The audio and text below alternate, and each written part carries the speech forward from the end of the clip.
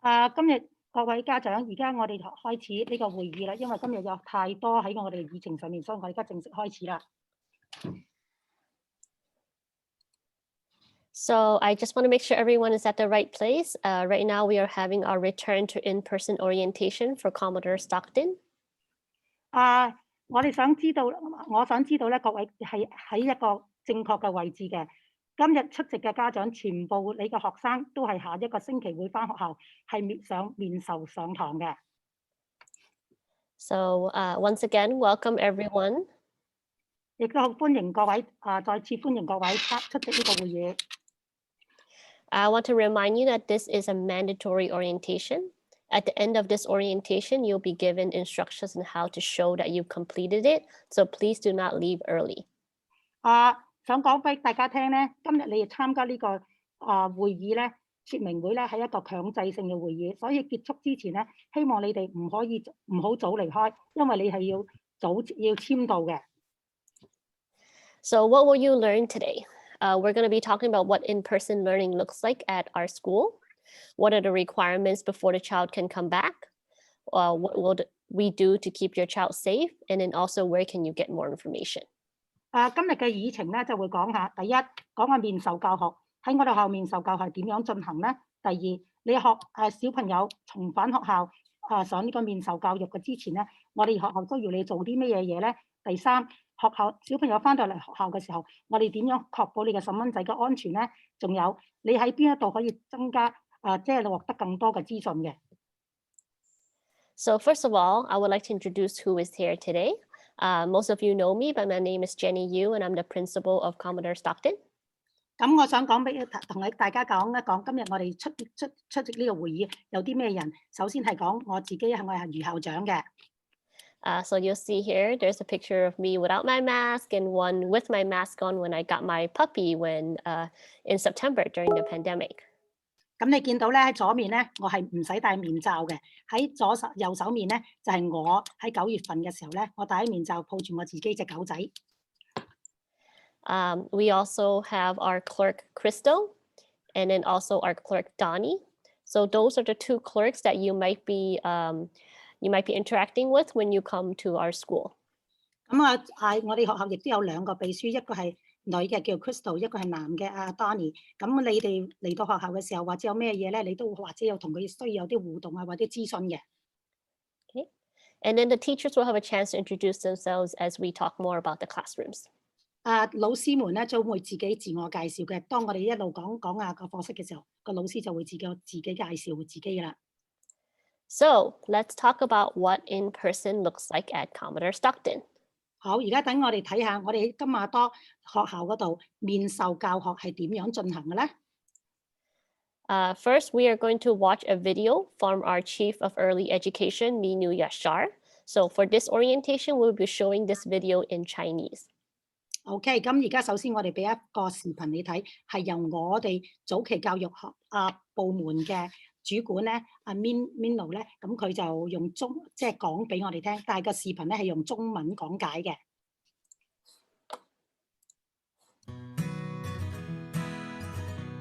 你好，我叫 Minu Yasha， 我係三藩市聯合校區兒童早期教育部嘅行政主管。喺呢段視頻入邊，我將同大家分享一下，你同學校可以點樣合作，共同為細路仔創造一個健康、安全嘅學習環境。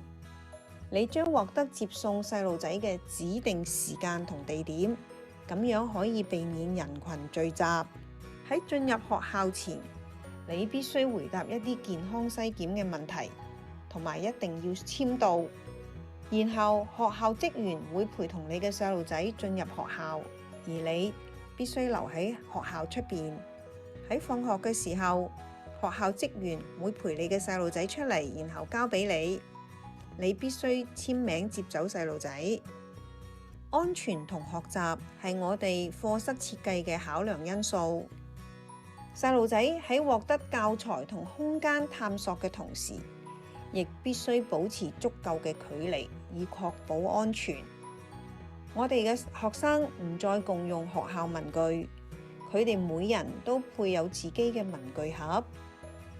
喺進行活動嘅時候，譬如拼圖同埋繪畫嘅時候，老師都會提醒細路仔保持距離。細路仔留喺課室用餐，並保持至少6尺嘅距離。細路仔亦會喺課室瞓午覺，佢哋嘅小床相隔6尺，而且頭對住腳相隔開。午覺嘅時候無需戴口罩。喺返學期間，我哋會經常提醒細路仔勤洗手。請孩子帶備以下物件嚟學校返學，並喺每件物件上標識佢哋嘅姓名。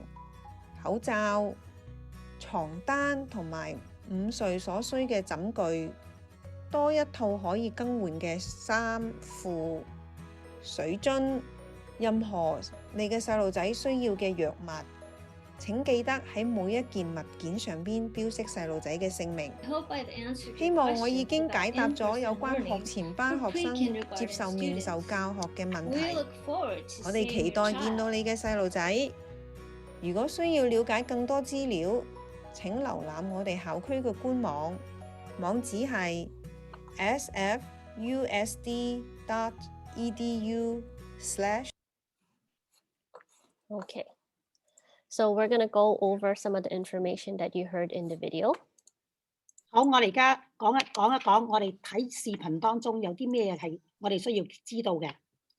First, we are going to start with our TK classroom. 首先我哋講講我哋過渡性幼稚園 TK 班嘅嚇。So at this time, I'm going to introduce Miss Brittany Cortalon, our TK teacher, who's going to talk a little bit about how TK is going to work. 首先係TK 班老師 Miss Cortalon， 咁佢會同你講下佢嘅課室嘅流程嘅。Okay.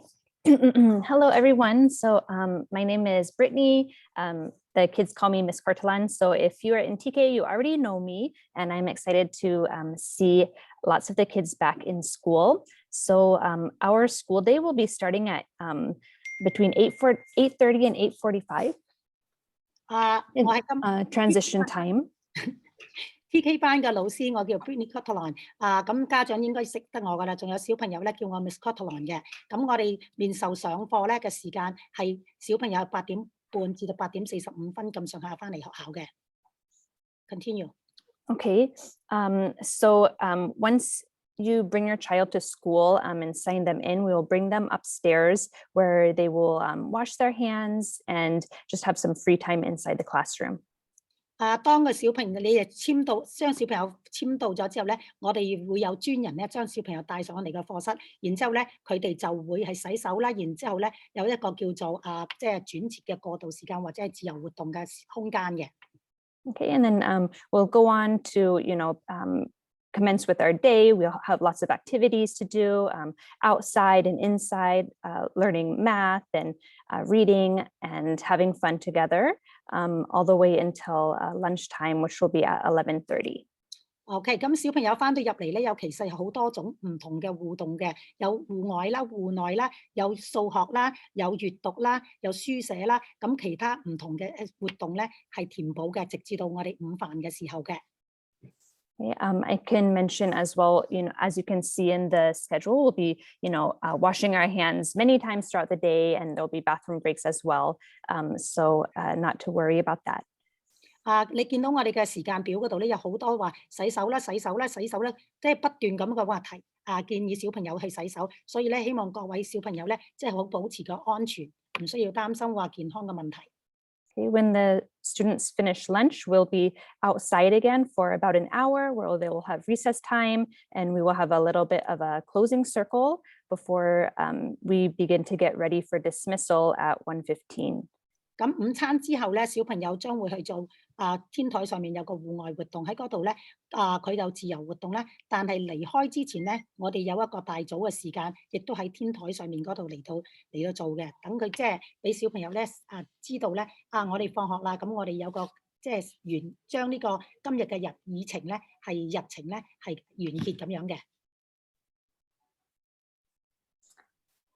And so this is just an example of what the TK day will look like. The color codes are to designate when in-person instruction will happen and when online instruction will happen because some of the children are still at home for their Zoom meetings. Curriculum is going to cover just about the same thing, but we just have different time slots.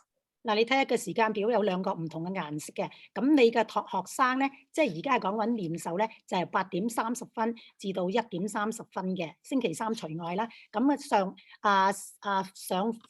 遠程教學咧，同埋你哋小朋友面授咧，課程都係一樣嘅啫。咁啊，盡量係貼近嘅時間嘅，所以呢個係你哋嘅時間表。An important thing to remember for TK on Wednesdays, we'll have early dismissal. So the students will have the same schedule in the morning, but after lunch, it will be time to go. So dismissal will be from 11:45 to 12. So please make sure to pick your child up at 12 o'clock. Is it 12 o'clock or somebody? It will start at 11:45. So hopefully everybody will be done dismissed by 12. OK， 星期三咧就係特別嘅，家長要記得，星期三咧佢朝早上堂，食完午飯之後咧12:45咁上下咧，我哋就會叫小朋友咧係嚟，家長要接佢走。希望快啲。係12點 I just want to make sure it's not 12:45, it's 12點。Oh, I thought to say, 11:45. Sorry. 星期三咧個時間表咧係除外嘅嚇，朝早上完堂咧11:45咧，家長可以嚟接你嘅細蚊仔。希望12點鐘之前咧，全部細蚊仔咧學生都俾家長接走嘅。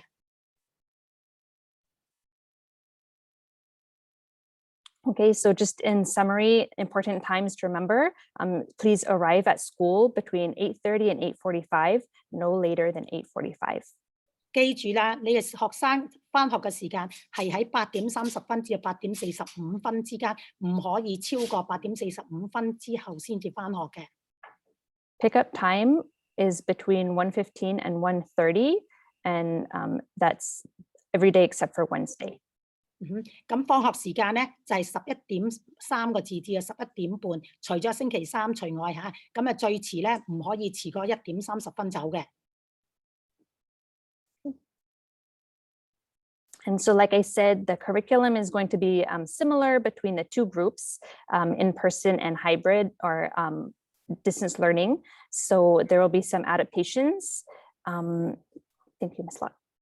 OK， 基本上面咧係遠程教學同埋面授課程嘅學生咧，都會接受到同樣嘅課程嘅，所以咧希望即係提醒大家，最後一日上堂咧就係2021年6月2日。希望各位咧唔好話轉換即係話你唔好話我而家想上面授，一陣間我哋上翻去遠程，一陣間又遠程又上翻去面授，因為由而家至到6月2日咧時間係好短，希望你即係話面授就面授，遠程就遠程啦，盡量 stick with it. OK? Yes, and plus, since I am the teacher for both groups, the in-person and at-home groups, if you would like to switch from in-person to distance learning, please let the principal know 1 week prior and we can make arrangements. 提醒大家一下，因為咧Miss Cottolon 咧佢係教面授啦，亦都係教遠程嘅，咁所以如果你真係要話唔得啦，我真係翻咗嚟學校我唔得啦，我要上翻去遠程嘅咧，咁你1個星期之前你要同我哋校長通知我哋校長，然之後咧校長同你安排咁就翻學嘅。So it will be possible, but please keep in mind that, our last day of school is June 2nd. So that's actually only 7 weeks away. It's going to go really fast. So please try not to switch back and forth more than once, unless there's a special reason. 咁所以各位記住啦，你唔係話唔可能係將由課室嗰度面授去翻遠程，但係希望你咧盡量就唔好，至多都係換1次好啦。如果你真係有必須要轉換翻去遠程上學嘅咧，轉1次就好啦。因為記住由而家至到6月2日咧，只係有7個星期嘅時間嘅啫。Thank you. Thank you, Ms. Cortron. So now we're going to talk a little bit about how preschool classrooms are going to look like. 而家我哋睇下學前班嘅情況啦。So first, we're going to talk about room 2. So I would like Miss Emma to introduce herself as a teacher of room 2. 好，而家我哋請有2班嘅，第一班咧係2號房嘅，請Miss Emma 自己自我介紹先。Unmute yourself, Miss Emma.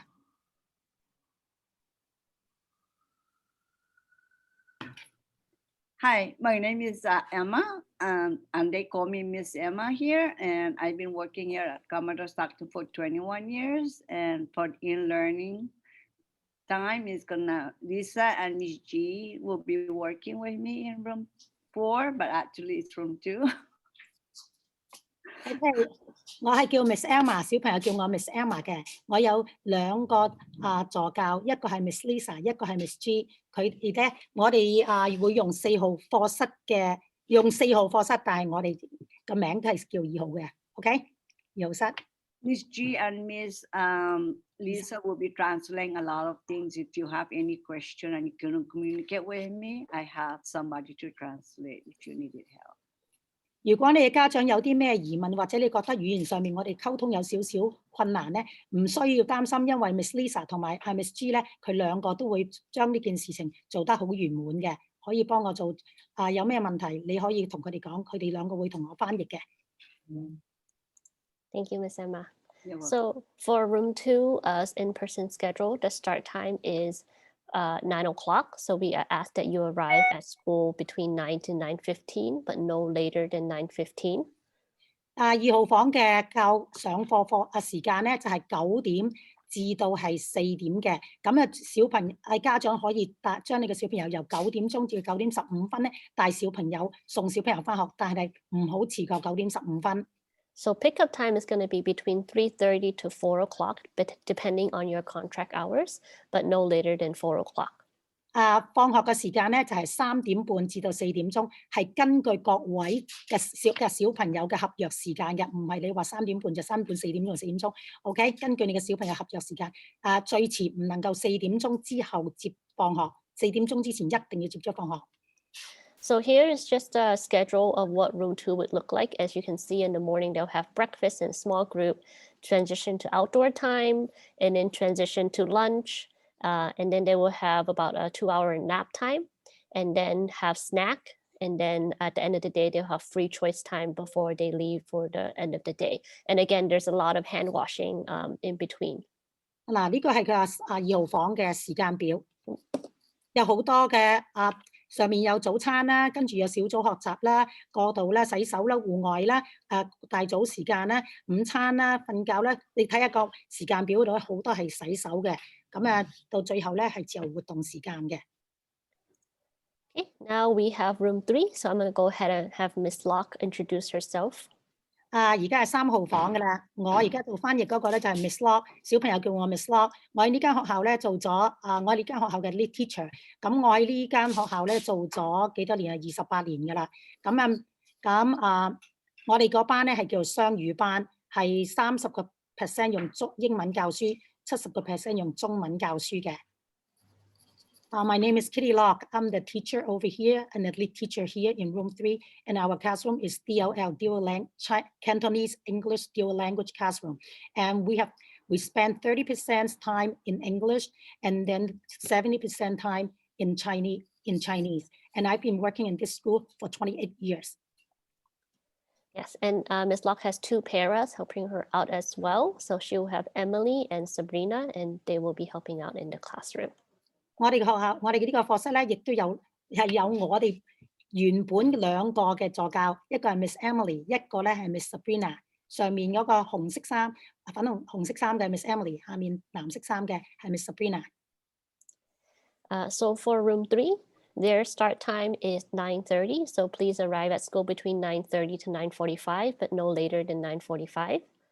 咁我哋3號課室嘅時間咧就係9點半至到4點半嘅，咁返學嘅時間咧就9點半至9點45分，但係9點40最好唔好過咗9點45分先至返學。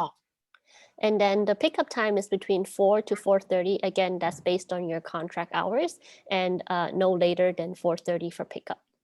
接放學嘅時間係4點至到4點半之間，係根據小朋友嘅合約時間嘅，唔可以遲過4點半係接放學，一定要4點半之前接放學嘅。So this is the schedule for room 3.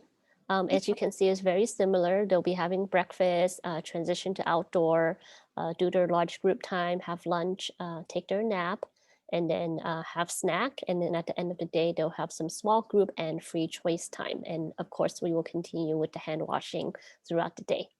嗱，呢個係我哋3號房嘅時間表。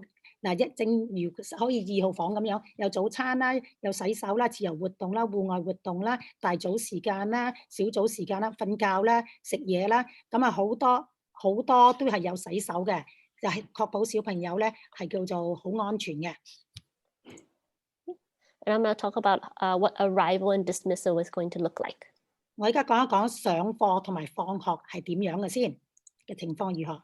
So when you arrive, we ask that 1 adult per family brings the child. The staff will check your child's temperature and screen for any COVID-19 symptoms. And then the adult will need to sign in.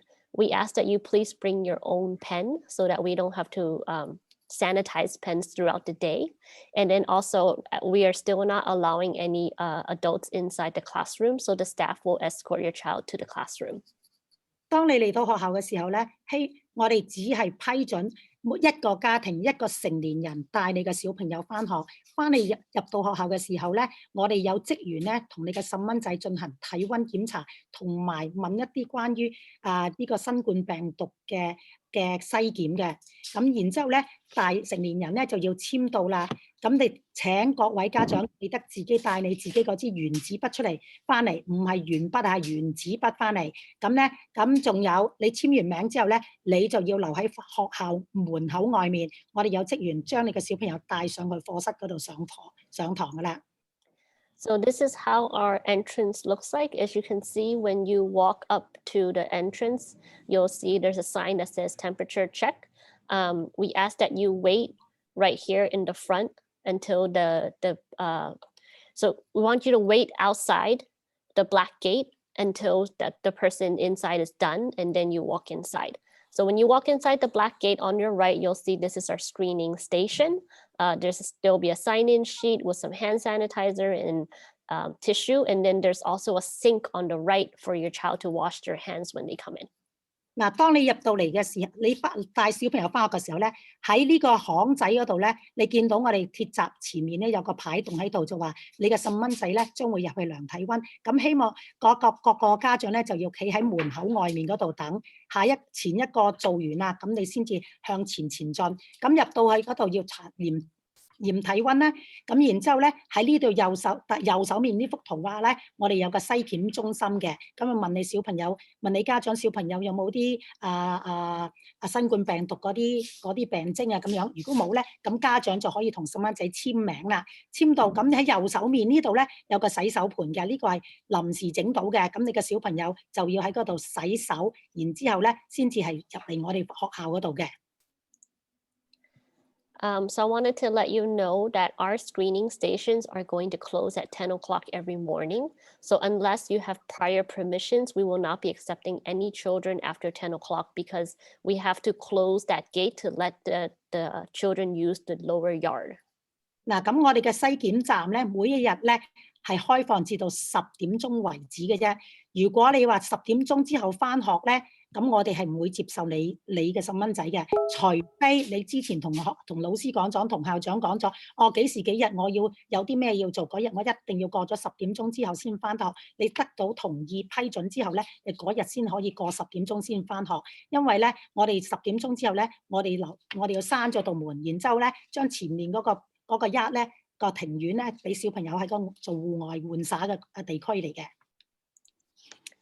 For dismissal, this is going to be on Washington Street. So again, please arrive during your contracted time because teachers are going to be bringing your children in small groups to the hallway to line up according to your dismissal time. So if you come late or early, then your child might not be ready for you to pick up. And then as a reminder, any adult picking up the children have to bring their photo ID, which matches the name on the emergency card. We're going to ask that you try to have this every day because during this time, it's hard for us to, know who is who, especially with the mask on. And so bringing your photo ID shows who you are so we can release the child to you. And then lastly, you will need to sign out. So please make sure you bring your own pen.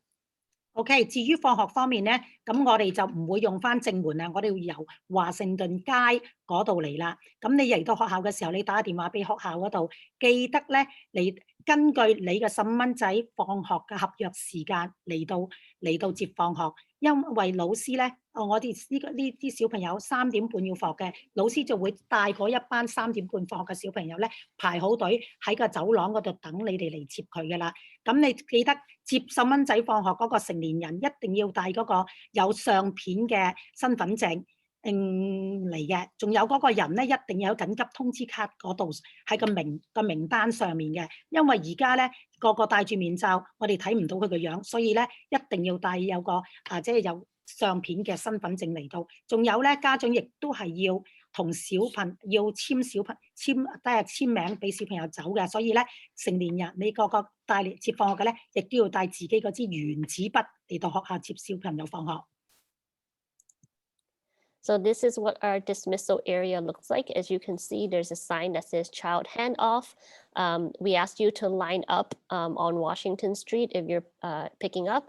And then this is the entry into the, not entry. So this is where your child will be exiting as you pick them up. 呢個咧嗱，你睇到咧就係華盛頓街啦，有個牌喺度，就係你喺呢度排隊㗎啦。咁咪係咪貼住嗰個 mirror 啊？嗰個牆即係係啊，貼住個 mirror， 因為如果唔係咧，sorry， we don't want you to go into the traffic, so we want you to go downhill, line up downhill. OK， 咁你向 OK 嘅，咁你向下係啦。OK， 喺個壁畫旁邊嗰度排隊嘅。咁你睇下呢度咧，就係放學嗰道門啫。咁嚟到呢度咧，你就打電話學校，咁我哋會有職員就已經準備好同你嘅小朋友即係交接㗎啦。Yeah, I don't think they have the call if they're on time because they would already be waiting in the hallway and we'll help them ready. OK， 唔使打電話嚟啦，你係嗰個鐘數嚟到咧，咁我哋開咗道門就同你哋講你接邊位啊咁樣。記得帶個有相片嘅 ID 卡啊嚇，身份證。So now I'm going to talk about how our classrooms look like. 而家睇下我哋嘅課室係點樣嘅，佈置成點樣啊？So just to iterate, our classrooms will still have a maximum of 16 students and 2 adults.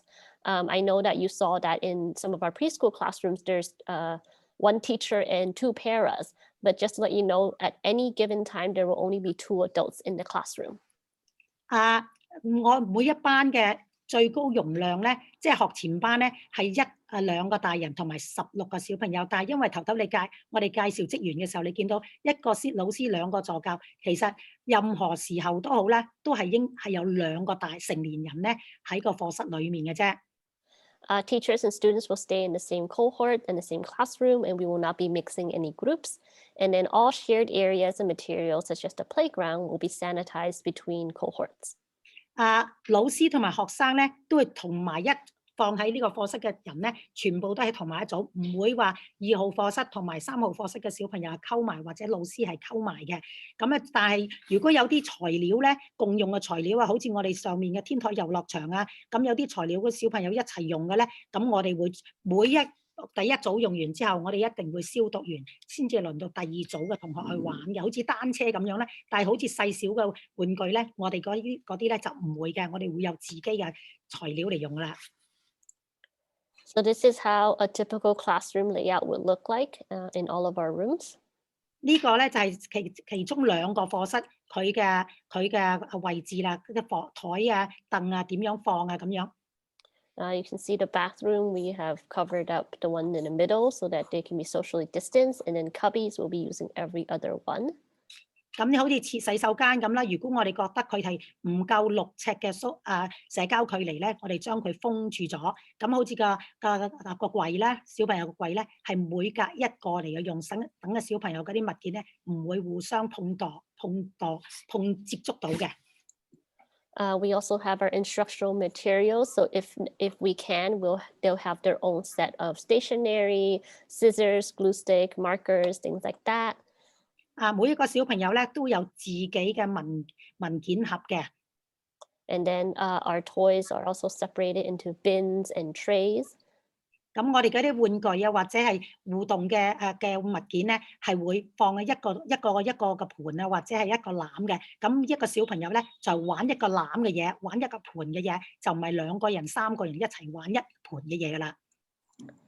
And then also we have spaced out areas like the block area and the science area. So we will allow only a specific number of students in each area to make sure they are social distanced. 咁啊，仲有至於佢係積木區，有好多小朋友中意玩嘅。咁我哋亦都係咧設計組咧係可以限制幾多個小朋友，佢可以喺個地區玩，但係佢可以即係分開小朋友一個喺左邊，一個喺右面，仍然係保持社交距離，但係佢喺附近嗰度都可以互動傾下偈咁樣嘅。And then of course we will rotate toys out every day so that we have different things for students to play with and to make sure there's ample time to sanitize and clean everything. 仲有咧，我哋有好多唔同嘅玩具，我哋分開一盒一盒咁樣，所以咧小朋友，我哋有好多嗰啲物件咧係替換嘅，所以小朋友咧佢會覺得翻到嚟每一日都有唔同嘅嘢去玩啦，咁亦都有好多嘅玩具物件啊俾佢係互動啦。Okay. So the school will provide free lunch, free breakfast, lunch, and snack daily, and we will make sure that the meals will be individually packaged or portioned per student. So your students can bring food from home, but they cannot share it. And I want to remind you that we are also a nut-free school, so please don't bring anything with nuts. If your child has any allergies or dietary restrictions, anything they cannot eat, please let your teacher know immediately. And then lastly, you can access our in-person menus at sfusd.edu/schoolfood, so you can see what the menu looks like every month.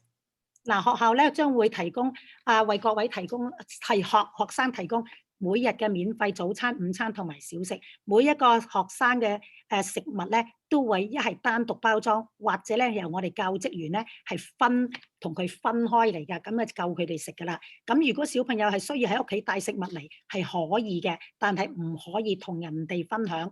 仲有我哋講俾大家聽，呢間學校咧係叫做nut free， 即係話唔請你哋，如果俾小朋友帶食物翻嚟，一定唔好要帶有啲堅果果仁嘅食物翻嚟，因為有啲同學咧佢係會受敏感嘅，所以記得嗰樣物件唔好帶翻嚟。仲有，如果你嘅細蚊仔有任何敏感啊或者食物嘅限制咧，請你即刻知會老師。咁我哋就可以去嗰個食物營養部嗰度咧，申請一啲餐俾你嘅小朋友咧，係適合你嘅小朋友食。如果你想要知道面授課程，即係學校提供啲咩午餐咧，咁你可以上去熒光幕上面嗰個網址嗰度睇下，到底我哋呢一個月到底有啲提供啲咩食物俾你嘅小朋友嘅。Now I'm going to talk about some required forms to come back to in-person learning. 嗱，而家講一講你小朋友翻學之前一定要帶翻嚟嘅表格。So on the first day of school, you have to submit these required forms. Either you could have submitted it earlier or bring it on the first day, but the forms are the risk acknowledgement, your physical exam with immunizations and TB, and then also the emergency card. 嗱，有3樣嘢咧，一定要填嘅啦。第一咧就係風險確認書。咩風險確認書啊？即係話，如果你細蚊仔翻到嚟學校有受感染嘅時候，你要簽一個你知道可能有咁嘅機會。第二個咧就體格檢查，最緊要叫醫生填寫咗你嘅小朋友嗰個 TB 即係肺結核清除嘅證明。咁呢個咧一定係有效期嘅1年之內嘅。第3樣就係緊急通知卡，要填好交翻嚟嘅。So another reminder is really important for your emergency cards. Only the adults listed on the emergency card may pick up, and the name has to match the ID that they bring with them. And so please be careful when you're filling out your emergency cards, because we want to make sure the safety of your child and we let the right people pick up your children. 仲有一樣要提醒大家嘅，你緊急通知卡上面所寫個人嘅名咧，同嗰個嚟接小朋友放學嗰個人嘅名一定要吻合。仲有佢個有相片嘅身份證咧，個名同埋 emergency 卡緊急通知卡上面嘅名要一模一樣，我哋先可以俾嗰個人咧帶你嘅小朋友離開嘅。因為為咗小朋友安全，記得你填寫呢份表格嘅時候，諗清諗楚睇清楚先至填啊。Okay, now we're going to talk about what to bring for your child coming back to in-person learning. First, we would like you to bring a change of clothes in a backpack or a sealed bag labeled with your child's full name, a fitted sheet and blanket for nap time. This will be taken home at the end of the week for cleaning. Your child's face covering, the mask, please label that as well so that if they take it off, we don't get it mixed up with another child. Bring a water bottle with the child's full name. This will be taken home at the end of the day for cleaning every day. If your child has any medication, please bring this on the first day. And then lastly, all the distance learning workbooks that were given out, please bring those back because your children will be using it in the classroom. And then the last thing is that please don't bring any personal toys or the computer. You might hear that some kids have to bring their computer back. For preschool and TK students at our school, there's no need for them to bring the computer back. OK， 咁你要帶啲咩翻嚟咧？第一，攞有個書包又好，密封袋又好，帶一份後備嘅衣物，即係底衫、面衫、底褲、面褲、襪嗰啲咁嘅咧。每一件衣物當中咧，請你標記咗，攞個 permanent marker， 然之後寫上細蚊仔嘅全名。仲有咧，拎一張床單、一張被，俾小朋友5歲嘅時候瞓嘅。咁呢啲被咧，每一個禮拜5咧，你就要帶翻屋企清洗。仲有有啲口罩咧，如果你覺得你嘅小朋友淨係戴一個口罩唔得嘅，或者會用多啲咧，你戴幾個後備口罩。記得每一個口罩用嗰個 permanent marker 咧，將你個細蚊仔嘅全名寫上去。仲有小朋友要帶一個水樽，因為學校咧嗰啲洗手盆咧飲水盆已經係封晒㗎啦，要飲水要自己帶飲水樽，而且每一日放學嘅時候要拎個飲水樽拎翻屋企清洗，換過啲水。如果你嘅細蚊仔係需要食藥物嘅咧，咁你請你第一日就翻學嘅時候將個藥物帶翻嚟，但係你嗰啲藥物咧係應該係醫生處方，要有醫生授權我哋俾佢食藥，嗰啲藥物你先好帶翻嚟啊！咁唔該你通知老師，我有啲咁嘅藥物啊。仲有遠程帶翻。我哋遠程嘅上遠程學習嘅時候，學校派俾小朋友啲功課簿咧，全部帶晒翻嚟學校嗰度，因為咧我哋嘅老師咧有好多係未做過嘅，我哋想喺課室嗰度亦都係唔好浪費呢啲咁嘅習作簿。仲有玩具唔需要帶，唔好帶玩具翻嚟。仲有你哋學校借俾你嗰個電腦空腹嗰啲咧，千祈而家唔使帶翻嚟住，到時。如果真係要收翻，學校要你還翻嚟，校區要你還翻嚟，再會通知各位嘅。Okay. Now we're going to go over some health and safety requirements. 而家我哋講一講健康同埋安全嘅規則啦。First, I wanted to introduce our nurse. I'm very happy that we have a new nurse at our school. So she will be doing the screening during arrival, assisting with the dismissal. And then throughout the day, she'll also be monitoring for symptoms in children and staff. And then if necessarily, she might be calling families to pick up for students that have symptoms. She'll also be monitoring the isolation room as she's waiting for you to pick up the child. And then lastly, she'll be following up with families in case of any COVID-19 cases. 我哋今日好高興咧，同各位介紹我哋有一個駐校嘅護士，咁佢個名叫 Melody Chan， 咁佢係做佢嘅職責係咩咧？當你帶小朋友翻學嘅時候咧，佢會喺嗰個檢查站嗰度同你嘅小朋友量度體溫，同埋做呢個新冠病毒嘅篩檢啦，仲有協助TK 班放學啦，就當佢其他時間咧，佢會睇下啲工作人員啊，同埋學生咧有冇嗰啲好似感冒或者新冠病毒嘅症狀啊。如果有小朋友咧係唔舒服嘅咧，佢會打電話叫你哋家長咧嚟接你嘅學生去放學㗎啦。如果你小朋友覺得有啲唔舒服嘅症狀咧，要嚟帶去個隔離室咧，咁我哋呢個駐校嘅護士咧就會喺隔離室嗰度係睇住你嘅細蚊仔。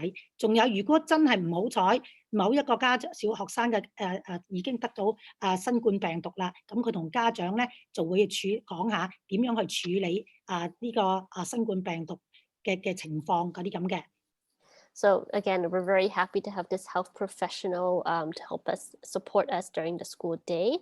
She speaks English and Mandarin, and she understands Cantonese. 咁佢咧就喺我哋嗰度咧係會做嘅啦。咁佢Stephanie 咧，佢溝 Melody， 佢嘅語言咧就係英文啦、國語啦，仲有佢係識聽廣東話嘅。Okay. So I know that there's been some communication about testing for students. I wanted to let you know that for pre-K and TK, there are student testing sites around the city. If you're interested, you may go get your student tested, but right now it is not a requirement. So it is not required for any students to get tested before they come back to in-person learning. You can choose not to have your student tested. 有啲關於新冠病毒嘅測試啦，咁有啲家長好關心到底我小朋友需唔需要測試啊？有校區嗰度咧有好多間嗰啲唔同嘅測試中心咧，係俾啲家長帶小朋友去嗰度做測試，唔需要收費，係免費嘅。咁小朋友嗰啲即係個家長有權話，我想我個細蚊仔做測試，我亦都唔想有啲話我唔想嘅。喺而家呢個階段咧，就話每一個翻嚟學校面授課程嘅學生咧，係唔需要受到測試嘅。但係如果你中意去測試咧，係可以；冇受到測試嘅咧，亦都可以翻學嘅。So, it really takes the whole team to keep everyone safe. That means that everyone at school, staff and students both, must self-screen before they come to school, stay physically distanced 6 feet apart, wear face masks at all times unless you're eating or drinking or napping, wash or sanitize hands frequently, and then also stay in our stable groups. Our school will also ensure that we have proper outdoor air ventilation and do frequent cleaning and disinfecting throughout the school. 一個人做嘢咧就係做唔到嘅，所以我哋需要各位咧齊心協力，確保所有人嘅安全。即是話學校嘅職員啦、教職員啦，同埋學生咧，必須每一日咧返學校之前一定自我篩檢，有冇發燒啊？至少咧返學校嘅時候要保持社交距離6尺嘅社交距離啦。除咗食嘢同埋瞓覺之外咧，其餘時間一定要戴口罩，同埋經常都要消毒啫，洗手或者係咧用酒精消毒藥咧，咁你哋消毒雙手，仲有唔可以同其他班嘅小朋友或者嘅職員咧，大家企埋一齊撈埋一齊咁樣，確保咧我哋淨係同我哋呢一班嘅人一齊，確保個個都係仲安全啲嘅。仲有學校咧對空氣嘅流通咧，同埋清潔同埋消毒咧，係經常都係好注意，希望確保空氣流通、經常清潔咁消毒咧，令到個個都可以好安全。So before your child leaves home, we ask that you please answer these questions. I'm not going to read through it, but just to remind you that you should be answering the 3 questions before your child leaves home. 唔講咁多啦。咁當你離開屋企之前咧，請你回答下面呢3個問題啦，係3個問題。If you're able to say no to all the questions, then your child may go to school. If you answer yes to any of those questions, then your child must stay home. If your child is staying home, please call the school and give the reason for why your child will be absent. 如果你得3條問題咧，你都講話冇咁嘅情況啊，咁你嘅小朋友就可以翻學啦。但係如果3條問題當中有一個答案你話係嘅時候咧，咁你嘅小朋友一定要留喺屋企。當你嘅小朋友留喺屋企嘅時候，請你打電話嚟學校知會學校，講俾學校聽點解我嘅細蚊仔唔翻學啊，講話缺席嘅理由。I'm going to skip the video. Okay, now we're going to talk about when someone gets sick, what happens. 當然而家講下到底有人唔舒服嘅時候，我哋要點做咧？ So first of all, if your child is feeling sick at school or when they come to school and we notice that, they have a sore throat or cough or whatnot, then we will contact you to pick up your child immediately. Your child will be supervised in the isolation room. And again, we ask you to please create a plan to have someone pick up your child within the hour. Afterwards, your child must stay home for 10 days following the day after the symptoms started, unless they have a doctor's note, then they can return. So either they get a doctor's note or they have to wait 10 days before they can come back. And then during that time, we will provide asynchronous work for your child during that time that they are at home. OK， 咁如果你嘅小朋友翻嚟學校嘅接受篩檢嘅時候，見到你嘅小朋友咧出現發燒啦、咳嗽啦、嘔吐啦、喉嚨痛啦啲咁嘅症狀咧，咁我哋就就會通知你即刻帶你嘅小朋友走。通知你嘅期間咧，你嘅小朋友將會被放喺呢個隔離室嗰度，俾我哋嘅護士睇住佢啦。咁你哋家長咧就要1個鐘頭之內將你嘅小朋友接走咗，然之後咧你嘅小朋友就必須留喺屋企裏面係自我隔離10日。除非你話我個細蚊仔翻到屋企都冇事啦，咁或者你又有個醫生證明咧，咁你就可以重翻嚟學校。如果你個細蚊仔真係要留喺屋企10日嘅咧，咁你就唔能夠即係唔可以去我哋其他嘅課室嗰度上網課啦，遠程教學。咁校方咧要會提供俾你嘅小朋友咧一啲叫做即係好似而家上完半個鐘，其餘時候做即係同步，唔係同步遠程學。It's basically the workbooks. Just say they're going to do work in their workbooks. Okay. Okay. If a staff member or a child in your classroom tests positive for COVID-19, we will notify you, and your child will have to quarantine for 14 days according to the SF Department of Public Health. They might also, SF Department of Public Health may also contact your family to provide support. So again, if that is the case, we will provide asynchronous distance learning work for you if we're not able to provide Zoom meeting classes. OK， 嗱，如果喺某一個課室有個學生或者係有個職員或者有個學生咧係被測試驗到咧有呢個新冠病毒嘅咧，咁點做咧？學校就會即刻通知你哋嘅啦。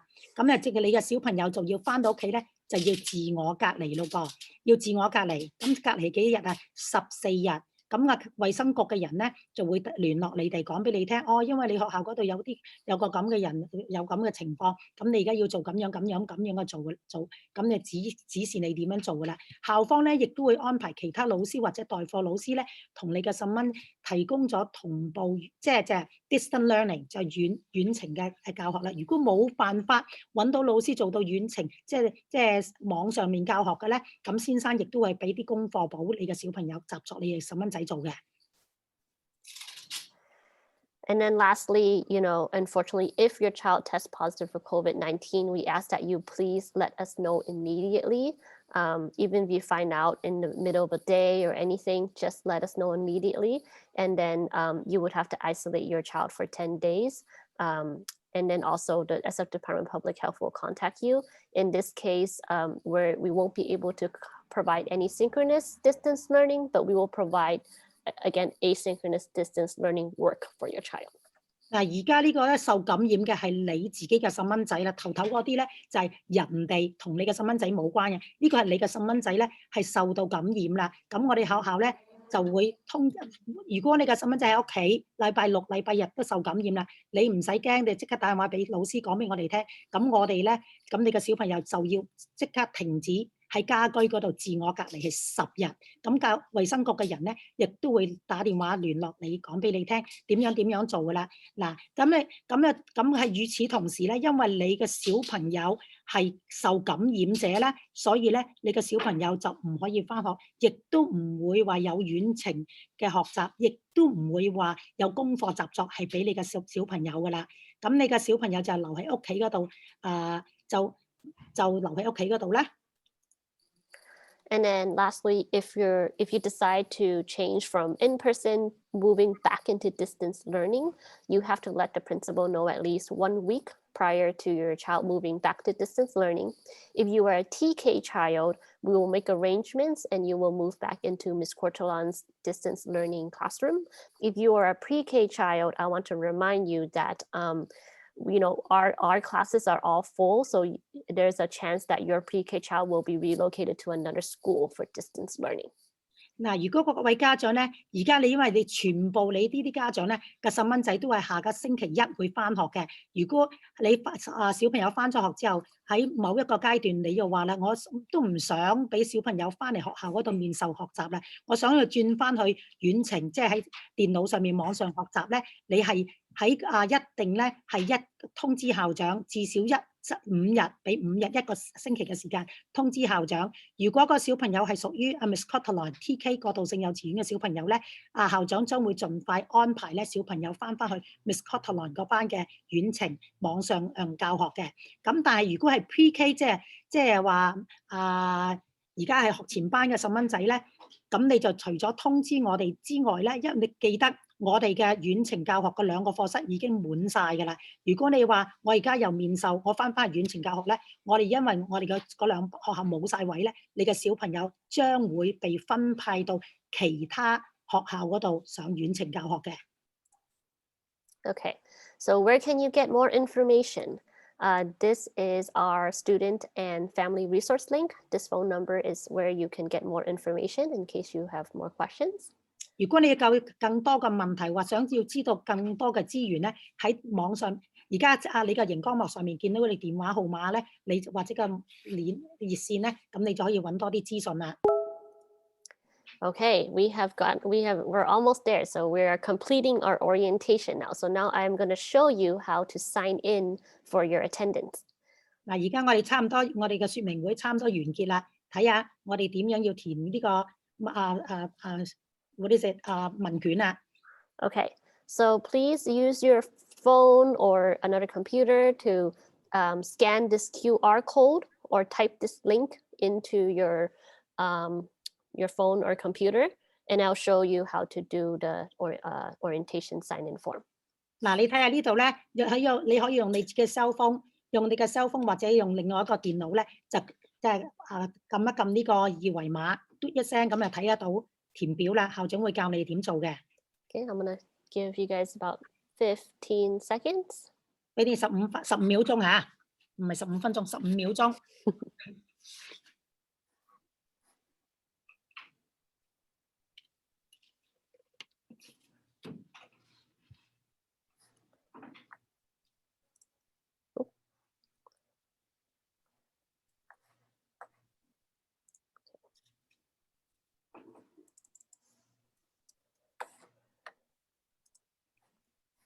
So you guys should get to something that looks like this, either on your phone or on the computer. I want to remind you on the top right, you were able to change the language to Chinese if you would like to look at it in Chinese.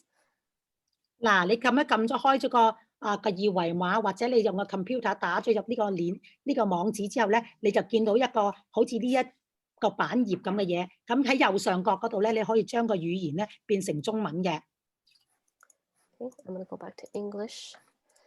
So basically, you just have to enter the student's first name, last name, and you can skip the ID number. You don't have to do that one. And then lastly, over here where it says your school, our school is Commodore Stockton EES. So this is our school.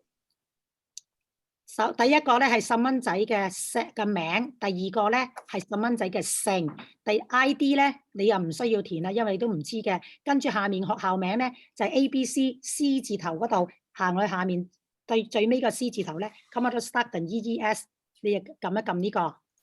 And then you have to check yes, I attended the orientation. 喺下一個最後呢一頁之間嗰度咧，之前就撳嘅 yes， 即係話我出席咗呢個說明會啦。And then submit.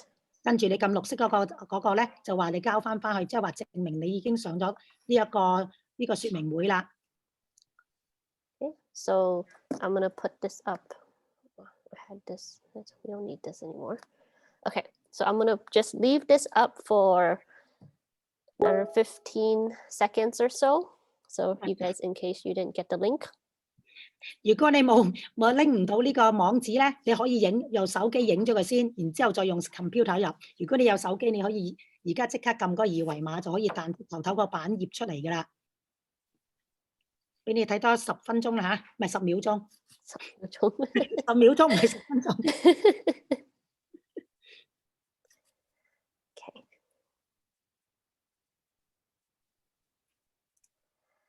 All right, so at this time, this is the end of our orientation. I want to thank everyone for coming. I'm very excited to welcome you all back to school. This is a new transition for everyone, so, just be patient and we'll get through it together. 多謝各位參加我哋呢個説明會，咁呢個係一個新嘅里程碑，希望下個禮拜希望好早，下個禮拜一定見到各位嚇。Okay, at this time, I'm going to stop the recording.